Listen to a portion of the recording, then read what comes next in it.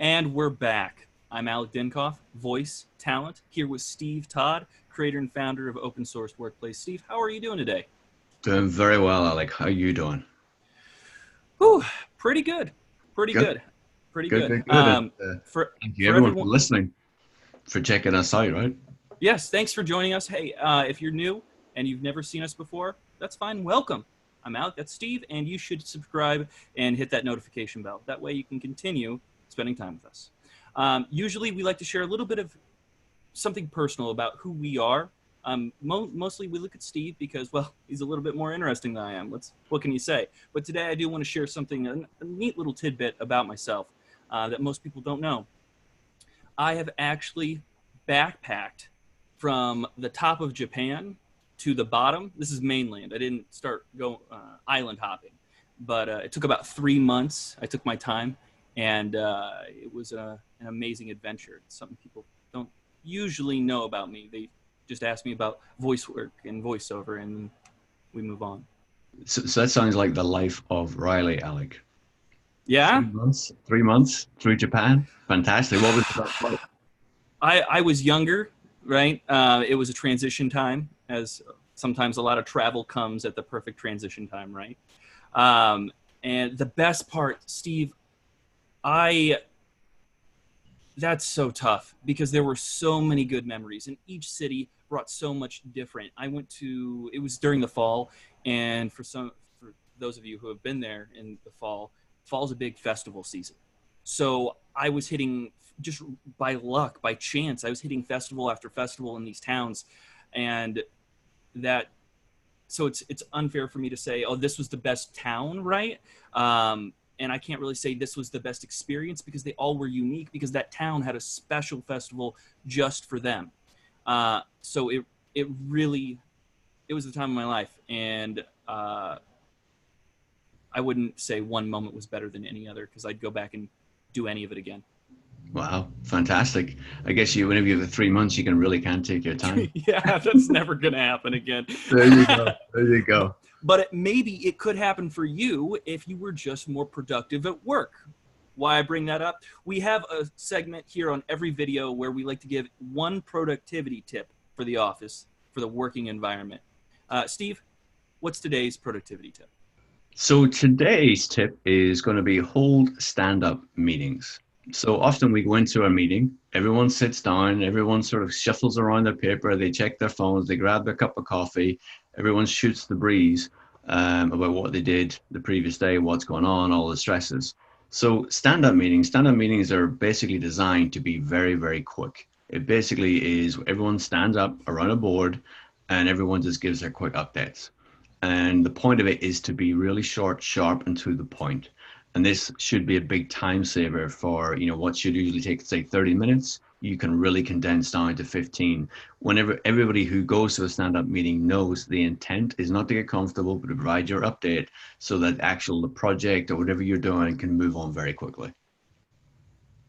Wow, that flooded me with different thoughts and memories of different office settings that I've been in, where I've been in a stand-up meeting. It was more sales oriented, and it went fast. It was quick. It was the update. There was congratulations, and then there was, hey, if you need help, for people that were slacking or weren't getting things done, and it was more camaraderie thing to boost spirits. Then there was a sit down meeting I had on a work retreat, and it just dragged because people were comfortable. They were sharing more about themselves. It was I feel like a stand-up meeting at the beginning, then transitioning to a sit-down, more comfort. Let's get into some details. Could have really saved time and productivity. Yeah, if you ever want to know how unproductive sit-down meetings can be, talk to the person who's on the phone, who's dialing in, who's not in the room, and hears all the silliness, if you want, that goes on and all the little side conversations that happen. They can be so unproductive. It's quite funny. I could see that as someone who works remote and dials in. I could see myself just sitting here, not necessarily banging my head against the desk or the wall, but just wondering why we're talking about what we're talking about. I'm sure that it's more often to happen than not. Yeah. Wow. Yeah. Well, thank you for the productivity tip. Good luck implementing it into your own company. And if you're not in a management role or someone who has weight to implement that yourself, sit back, relax, and listen to the meeting and see how you could have made it better, just, for fun. And Alex, sorry, I don't mean to cut in there. Maybe what we do is we ask people who have experience of these stand-up meetings, ask them to make comments below sort of things and ways that they think that actually stand-up meetings have helped or they've hindered, or maybe they've had bad experiences of being in the person on the phone and sort of can relate to the problem. Perhaps people can sort of jot some information down below and let us, and we'll sort of get back to them with our comments and thoughts as well. So Steve, in the comments for Steve, he'll want to see, how have you made it better? How have things gone awry? But I want to see in the comments, what was the most off-topic conversation you've heard in a meeting? That's what I personally want to see. But hey, actually, something, Alec, I'm with you. That's a lot more fun. That's a lot more fun. We should give a prize to give to the most ludicrous topic of conversation that we actually hear. Oh, geez. How about an interview at a different company? No, I'm kidding. Save them time. But speaking of offices, productivity, and making the dream come true, we like to put out articles on open sourced workplace. When I say we, that's mostly Steve, but I do narrate each article and we put it into a podcast audio form for you. Recently, last week, in fact, we covered lessons. We covered how important is it to have office space on open source workplace, but we only covered a portion of the article, and it goes in depth a little bit more, not just on how important office space is, but how important is it for different types of businesses, and that's what I want to talk about today. So let's focus on office space and business types, starting with startups. Steve, with new businesses, office space, it can be a real troubling concept. What's the ideal office space for a startup? Well, where do you start with that, right? So, I mean, you take, I'm trying to sort of, I take open source workplace, right? And I look at what would be the ideal office space for open source workplace. And it's me, it's a home office. It is what it is, right? But as I think about how that could progress in time, or how other organizations who are starting up, who are trying to pull people together, what would be the right environment for them? And I always take everything back to what is the startup or the entrepreneur or the actual, the creators, the founders, what is their vision, right? What is their strategy, corporate strategy, right? And what is their workforce plan that they're putting in place to achieve that corporate strategy? And then whenever they understand what that workforce plan is, what's the right real estate environment for that actually to operate in? Real estate should be a function that it drives and allows the workforce to actually create the corporate strategy. And that's different for every organization. And that's what the startup, the founders need to sort of start asking themselves to better understand. Now, obviously, there's a multitude of ways that you can do that. You can do that remotely because you may have access to certain types of, if you think about technology, you think about a supply chain, whatever that is, whatever drives that corporate strategy, then the workforce will be where they're best people for that work, to drive that corporate strategy. And then the real estate should follow into that. And I think that's the sort of key and the connection that a startup or any organization, to be honest, really should be looking at and tying it back. Real estate shouldn't be the driver of workforce planning or corporate strategy. It should be the result or a formal strategy to deliver the corporate objectives. Got it. So even if it's a home office to start, as long as you're making strides or have a vision in mind, that way you don't end up in an office space that's just not right for you. Well, the home office is almost the driver of that corporate strategy, right? So open source workplace, my corporate strategy is it's a home office. It's the strategy I've put in place is this is a long-term thing. I don't look at what open source workplace is today or 12 months from now. I look at what is open source workplace in 2025. What is the workforce planning to get me to there? And then what's the right real estate environment for doing that? And today, the best environment is my home office. For other organizations, it may be, well, no, I can't work from home. I need to be in an office environment. So then go to a co-working situation where they feel that they can actually, they go to work, right? Their home environment may not be conducive to actually creating whatever it is they need to create. And speaking of co-working, this article does jump in and touches briefly on co-working space because it's big now. You go back 40 years, trends and times have changed. But how has co-working impacted what's needed or required for office space? I love what co-working's done to uh, to allow corporate leaders to see what a work environment can do. If we went back to the 90s when Google and Apple were building their complexes and really providing their employees with state-of-the-art amenities and facilities, um, most organizations couldn't afford to actually do that. Co-working providers over the last, I mean, service office has been around for a long time.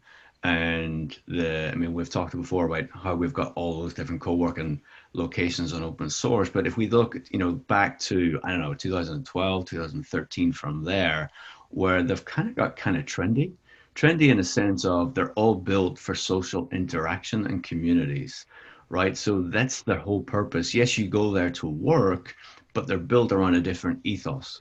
And the ethos is bringing people together to be collaborative.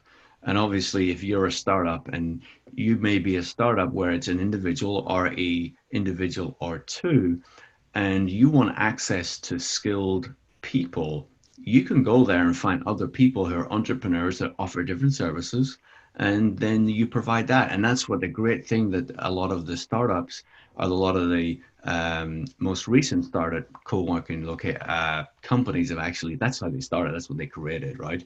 The big example is the WeWork, what they did, and that's what they built their whole business upon, right? Creating an environment where you go and you become part of a community and you come as an entrepreneur, and every entrepreneur wants to be there. So if you need services, you go, Alec has his office around the corner from me and I want to do some audio work. Well, there's Alec. There's maybe a team of writers over there that, okay, I'll go and find them. There's tech support. So who can create this website? Who can manage my social media? And in that environment, it's all available to you. So that's where it's really shifted. But what I think it's really done is it showed corporate organizations that actually it isn't that expensive to build that.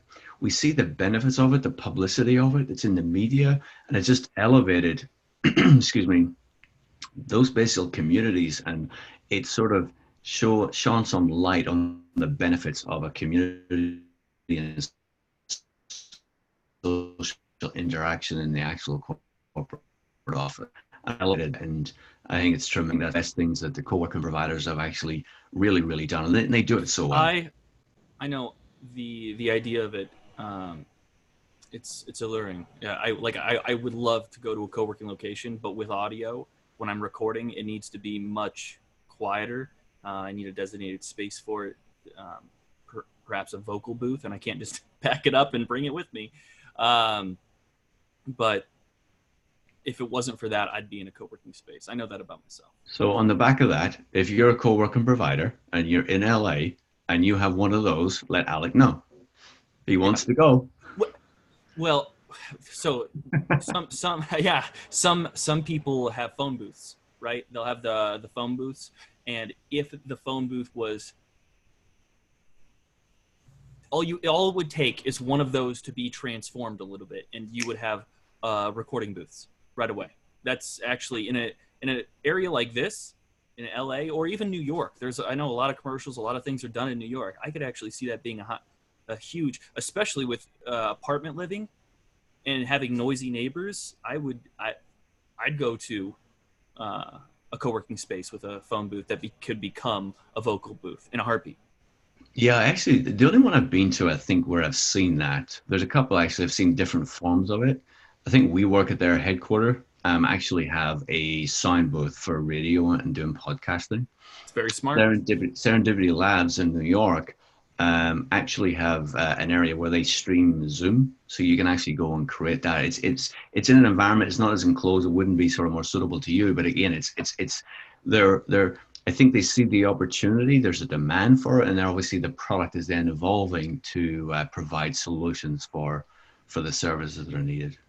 Mm-hmm. I mean, there's recording studios all around the country that hire out like booth time or like studio time. It's top dollar. So I don't see why a co-working spot couldn't, and then maybe even charge a premium on top of it for someone who's, if you need to use it, you pay a little extra on top of your monthly fee. There's a market in certain locations for sure. Mm-hmm. Sorry for the segue, but it's interesting stuff to me. So Steve, co-working, that's great. Working from home, a startup culture, that's great. But that's just part of it. For a non-traditional office, how would you run it in regards to office space? Well, it's a very open-ended question. It is because there's so many.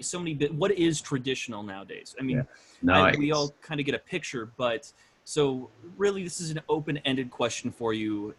Pull from wherever you're thinking. Yeah, and again, I always take everything back to the fundamentals, right? The fundamentals we opened up with, right? What is the corporate strategy? What is the workforce plan? What is the real estate needed to deliver that? Understanding that every geography, every city, every location, every function, every task within an organization needs to be in a different environment, a different setting, and that's what you need to understand, and that's what you need to boil things down to. I don't see how I can deliver real estate space or a workplace environment if I don't know what the purpose or the intent of the functions or tasks they're going to be working out of that office. So if I'm looking to build a marketing hub, it's going to look very different to an HR, finance, or even a coding school, right? So you have to really boil everything down into what is that and what's the future demand. Right? What is the planned growth, or is there no planned growth? What is that? How does that play in? Because real estate leases are really expensive. You're tied to them for a long time, and if that workforce planning isn't put in place, then you may be making decisions today that may hurt you 12, 18, 24 months from now. So it's really important to understand what actually is the workforce plan.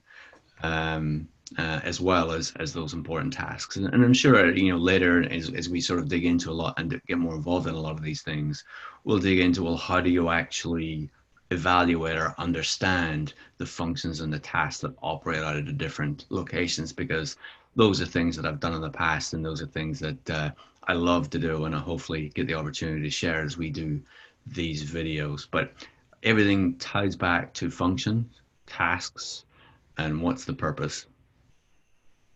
Makes sense. So your answer would change depending on sector, needs, wants, etc.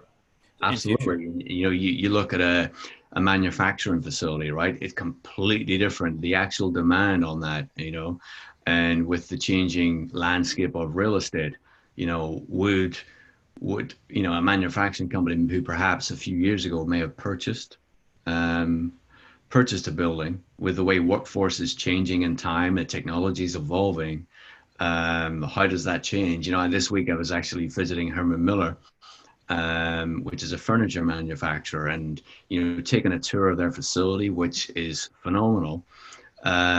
You look at what they were doing to create a chair or deliver a chair and actually run that manufacturing 10, 15 years ago, the square footage required to what's required today, and the speed at which they can move in much smaller square footage. So if you don't understand, or there's it's how's that business going to be evolving, what's going to be the demand in the future, so that all that planning can be made. Understandable. So, and heads up for everyone watching this, that well, I've heard other people talk about X, Y, and Z are the big issues. Well, yeah, but it's going to change. So if somebody says this is the cut and dry end all be all, take it with a grain of salt, because it's different for every organization, every business, every company culture. Absolutely. 100% right. Last but not least, how is office space important for a traditional office setting, as we all know it? So, I mean, we've sort of touched on it, right?